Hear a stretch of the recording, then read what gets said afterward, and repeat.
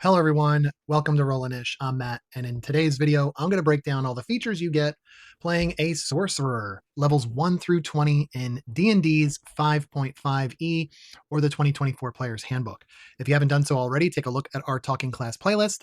There you're going to find videos breaking down all the features levels 1 through 20 for all the other class options, and a separate video that will break down the features of their subclasses. We are going to dive right into Sorcerer today. Now, a Sorcerer is a spellcaster, somebody who has arcane magic flowing through their very DNA. They are born with this power. Unlike a warlock who needs to make a deal for their power, unlike a wizard who needs to consistently study to learn how to use this power, and unlike the paladin or the cleric that get their power from a deity or divine energy. So, with that, your primary ability for the sorcerer is going to be charisma. Um, Oftentimes, if you have a sorcerer in the group, they find themselves being the talker for the group because of the charisma. This is going to affect things like deception and persuasion, intimidation. So, while those are skills under the charisma umbrella, this is also going to be your primary spell casting ability. Your hit die is less than average. It's only a d6. So your sorcerer is going to be a little weaker than the rest of your party having low hit points. Your saving throw proficiencies are Constitution and Charisma. Your skill proficiencies you can choose two from Arcana, Deception, Insight, Intimidation, Persuasion, and Religion. I myself would lean into the Persuasion and Arcana. I think you being a magic user should be the one in the party making the Arcana checks when needed. And Persuasion is going to help you convince others to see your point of view.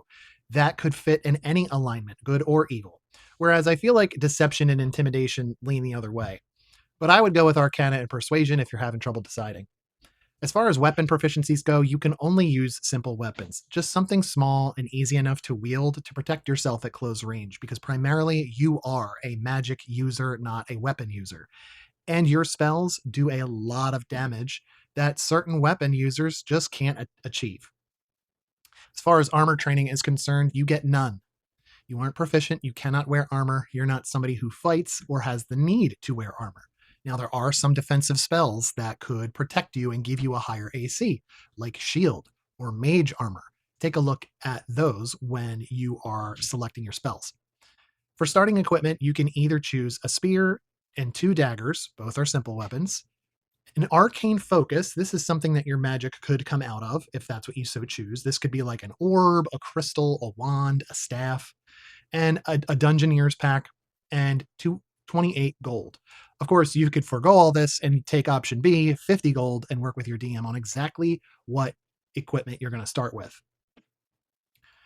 Taking a look at the Sorcerer's table in your physical player's handbook, or if you have a digital version, or looking at this screen that I'm sharing with you, this table is going to show you at what levels your proficiency bonuses increase and what features you get, each one being linked. That'll take you right to the feature so you can read it.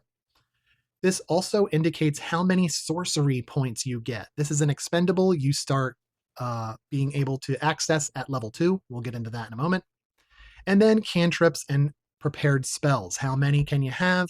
And after that, your spell slots. How many spell slots do you have for certain levels of spell? At level 1, we begin with spell casting. Now, right off the bat, you get to learn 4 cantrips of your choice. If you're having trouble deciding, the book recommends Light Prestidigitation. That kind of cleans things up. Shocking Grasp. You can shock someone with lightning damage at close range. So if you have somebody in melee range trying to fight you and you're a magic user, touching them will hurt them. And then Sorcerer's Burst, which is something you can cast at range. All of which are useful options for you and your party. When it comes to swapping out cantrips, maybe you choose 4 and you're thinking, you know what, I'd rather have this one versus that one. You can swap out 1 cantrip at each level up. Just 1, not all of them. When it comes to leveled spells, you right off the bat at level 1 get 2 first level spells that you can choose. And if you're having trouble figuring out what you want, the book recommends Burning Hands and Detect Magic. I would actually go a different way. I would say take Burning Hands because it's an area of effect and it's a 15-foot cone, so there's opportunity there to hit more than one enemy. So that is a good choice. But I would look into something like Mage Armor or Shield that could help protect you versus being able to just detect magic in the area. It's a useful spell, Detect Magic. I just think at level 1, you might be more concerned with protecting yourself. Similar to the cantrips, if you are not feeling a particular spell at any point in your adventuring career, you can swap out one of your prepared spells at each level up. Your spell casting ability we mentioned earlier is Charisma. That'll be the source for your spell attack and your spell save DC. And of course, your arcane focus could be something that we mentioned before, an orb, a wand, a staff, something like that. At level 1, another feature you get is Innate Sorcery. As a bonus action, you can unleash magic for 1 minute, during which you gain the following benefits. Your spell save DC increases by 1. That's the difficulty class, or what your target needs to meet or beat when they roll a saving throw. You also have advantage on the attack rolls of Sorcerer spells that you cast. So for the ability of being able to give yourself advantage on your spells or increase the difficulty class of your spells and do this as a bonus action for a minute, this is really great at level 1. A minute is a long time. A round of combat or a round of activity is about 6 seconds. So a minute goes a long way of having a strong difficulty class or giving yourself advantage. You can only use this feature twice before you need to take a long rest to replenish those uses. At level 2, you get something called Font of Magic. You tap into the wellspring of magic within yourself to fuel your spells in a different way. So this is the Sorcerer's expendable feature. So picture it like a monk's focus points or a barbarian's rage or a bard's bardic inspiration. The Sorcerer's expendable is the Font of Magic, which gives them something called sorcery points that they can expend. Here at level 2, you start out with 2 sorcery points. And as you reach higher levels, as shown in the sorcery points column of the Sorcerer table, you're going to see that at each level, you gain another sorcery point. Essentially, it's equal to your level. So at level 10, you have 10 sorcery points. At level 13, you have 13 sorcery points, and so on. But it begins at level 2.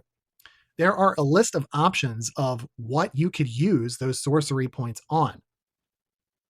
You can't have more sorcery points than the number shown in the table for your level. So there is no way to buff or stack unused, store them, nothing like that.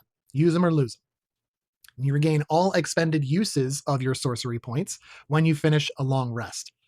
Before we look at what you could spend those points on, your Font of Magic or your sorcery points do additional things. For example, you can convert spell slots into sorcery points if you feel like you're running low on your sorcery points and you really could use one to do a really big feature in combat. Then it might be worth giving up a spell slot to earn more sorcery points. And you can do this by just swapping out for the spell's level. For example, burning a level 2 spell slot will give you 2 sorcery points. Burning a level 1 spell slot will only give you 1 sorcery point. So just keep that in mind as you're trying to determine. It also works the other way. You can create spell slots as a bonus action by burning sorcery points. So the creating spell slots does work a little bit differently.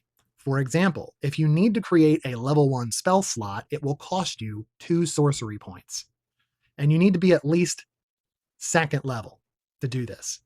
If you need to create a second level spell slot, it will cost you 3 sorcery points, and you must be level 3 to do this. Essentially, what this table is doing is showing you that the spell slots are more valuable than the sorcery points. It costs more of the points to open up the spell slots versus burning spell slots to get yourself more sorcery points because the spell slots are more valuable. But you can't create spell slots above the level of which you can cast spells. That's why there is a minimum sorcerer level. Continuing as another example, creating a level 3 spell slot costs you 5 sorcery points, and you have to be at least level 5 to do this. The answer to this is because at level 5, you gain access to cast third level spells. So again, this is just a way to prevent you from creating spell slots higher than what you are able to cast. Okay, so next feature you get at level 2 is something called meta magic. This ties into your font of magic and your sorcery points. Now, meta magic is something that you're able to choose options to temporarily modify the spells that you are casting. To use the option that is available to you, you must spend or have available the amount of sorcery points it costs to tack on that meta magic option.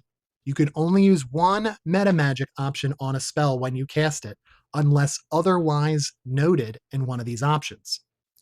Whenever you gain a sorcery level, you can replace one of your meta magic options with one you don't know. So if you're finding that you're not so much using one, or you're finding one that you chose not so useful, you can swap those out. Just like your one cantrip, just like one spell when you level up. Now let's take a look at those meta magic options and see what we're talking about here. One of the options is called Careful Spell, and it costs you 1 sorcery point.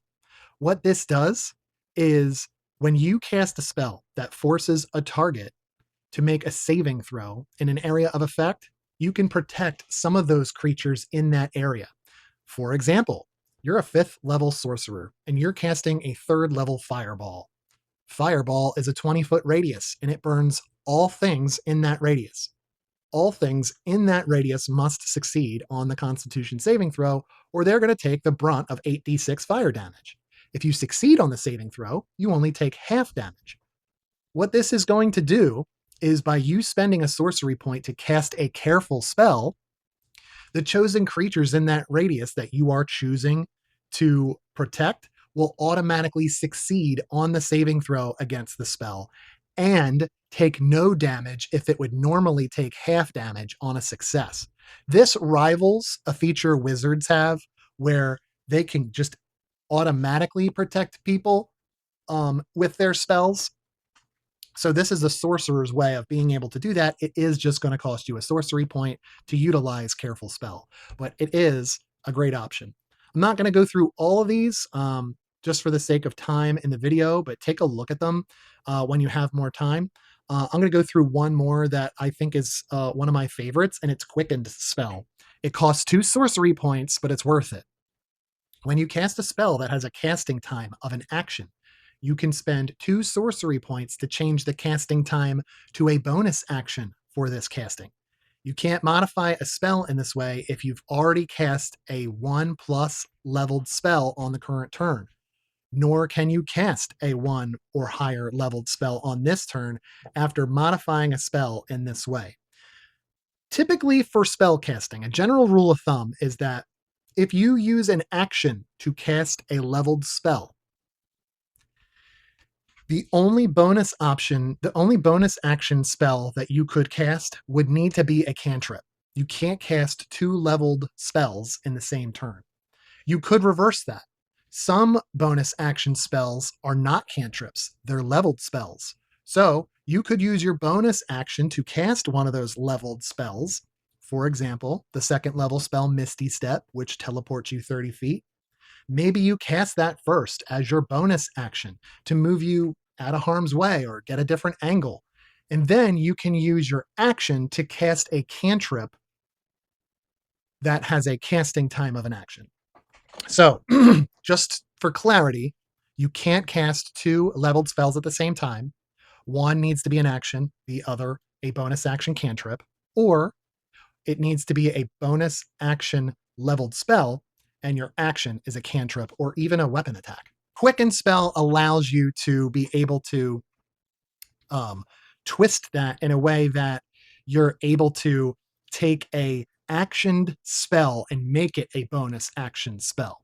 So casting Fireball as a bonus action is great. That leaves me with my actual action to maybe do a cantrip or weapon attack or something like that, because I just did a lot of damage with my sorcery quickened spell bonus action Fireball. Bonus action Fireball. Something like that. I love that just because it gives you the option of being a little bit more powerful for this turn, and thus the 2-point sorcery cost is worth it in my opinion.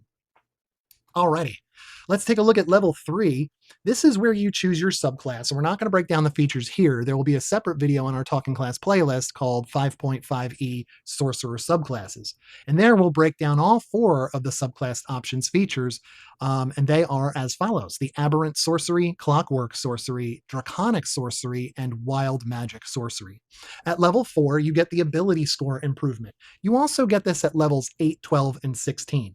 This is where you can take one ability score and increase it by 2 points, or 2 of your ability scores and increase each by 1 point. Or you could forego that and work with your DM on choosing a feat from the list of feats in Chapter 5. Make sure you go over which option you like with your DM to make sure it's okay for your campaign. And no, you're not choosing an epic boon feat at any of those levels. It comes much, much later. At level 5, you get Sorceress Restoration. Whenever you finish a short rest, you regain expended sorcery points, but no more than equal to half your sorcerer level, rounded down. So here at level 5, rounded down is 4. Half of that is 2. So when you finish a short rest here at level 5, you can regain at least 2 expended sorcery points. Once you use this feature again, you can't do so until you finish a long rest. And then, of course, finishing a long rest would replenish all of your uses of your sorcery points. At level 7, Sorcery Incarnate is a feature you get, and it already sounds awesome. If you have no uses of your innate sorcery left, you can use it if you spend 2 sorcery points when you take the bonus action to activate it. So let's take a look at that one more time. This is talking about your innate sorcery. This is you being able to use a bonus action for 1 minute to increase your spell save DC and give you advantage on sorcerer spell attacks. What this is saying at level 7 is you're out of those. You used it. It's all used up. You can spend 2 sorcery points to activate one use of it. In addition, while your innate sorcery feature is active, you can use up to 2 of your meta magic options on each spell you cast. So here at level 7 and beyond, this is where you can start stacking those meta magic options. Now remember, each one you choose has a cost. So as long as you can afford the cost of putting 2 on your spells if you want, you're good to go. And it's going to hit really, really hard. Then all the way at level 19, this is where you choose your epic boon feat. These are also broken out for you in chapter 5. If you're having trouble deciding which one you want, the book recommends the Boon of Dimensional Travel. Let's take a look. The Boon of Dimensional Travel allows you to increase one ability score of your choice by 1 point up to a max of 30. We all know the max is 20, but there are some magic items out there that could extend your max beyond 20.